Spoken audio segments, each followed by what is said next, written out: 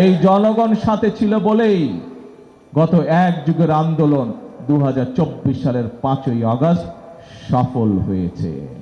আমি করি বিএনপি, আমার প্রত্যেকটি নেতাকর্মী যারা বিএনপি করে, আমরা যারা শহীদ জিয়ার সৈনিক, আমরা যারা দেশনেত্রী খালেদা জিয়ার সৈনিক, আমরা সকল সময় একটি কথা বলি, আমরা রাজনৈতিক দল, আমাদের শক্তির উৎস কি? আমাদের শক্তির উৎস জনগণ। আমাদের পলিটিক্স, আমাদের রাজনীতি হচ্ছে জনগণকে সাথে নিয়ে। এই জনগণই আমাদেরকে 12 তারিখের নির্বাচনে সরকার গঠনে সহায়তা করেছে। এই জনগণ সাথে ছিল বলেই গত এক যুগের আন্দোলন 2024 সালের 5ই আগস্ট সফল হয়েছে। নির্বাচনের আগে আমরা দেশের মানুষের কাছে প্রতিশ্রুতি দিয়েছিলাম, ম্যানিফেস্টো দিয়েছিলাম।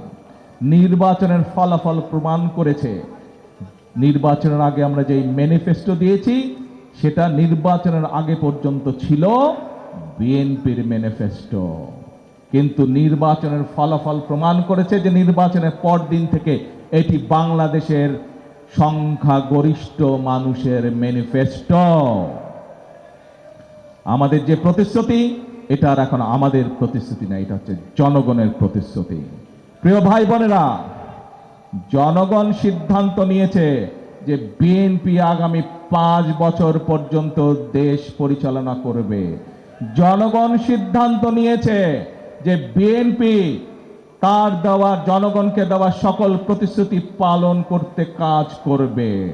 তাহলে আমার প্রশ্ন, জনগণের রায়ের বিরুদ্ধে যারা কথা বলে, যারা জনগণ টাইম দিয়েছে বিএনপিকে 5 বছর, যারা বলে জনগণকে, বিএনপিকে সময় দেওয়া যাবে না, তাদের বিরুদ্ধে তাহলে কি করা উচিত? তাদের বিরুদ্ধে সজাগ থাকতে হবে। মনে আছে তো, এখানে অনেক মুরব্বী আছেন, মনে আছে তো 71-এ কি করেছিল? মনে আছে তো 86-তে কি করেছিল? মনে আছে তো এর মধ্যে এক যুগ যে আন্দোলন চলেছিল, সেই আন্দোলন তাদেরকে কোথাও আমরা কিন্তু দেখি নাই। আজকে যদি আন্দোলনে শহীদদের তালিকা বের করা হয়, দেখা যাবে যে ছাত্রটি মারা গিয়েছে ছাত্র দলের এক কর্মী, যে ছাত্রটি গুম হয়েছে ছাত্র দলের কর্মী, যে যুবকটি মারা গিয়েছে যুব দলের কর্মী, যে যুবকটি গুম হয়েছে যুব দলের কর্মী। প্রিয় ভাই বোনেরা, যেই মানুষটি বিনা কারণে জেল কেটেছে, খুঁজলে দেখা যাবে বিএনপির কর্মী।